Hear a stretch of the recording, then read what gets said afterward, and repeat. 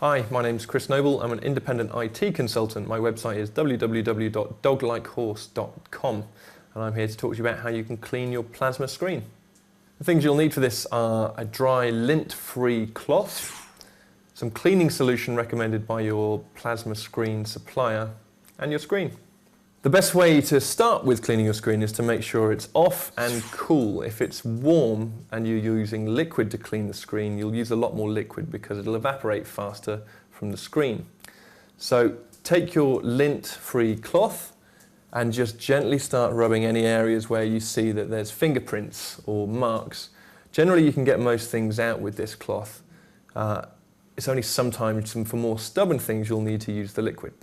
If you have more stubborn marks that need to be removed that the cloth alone didn't get, then use a little bit of the liquid, the cleaning solution that your manufacturer of your screen recommends.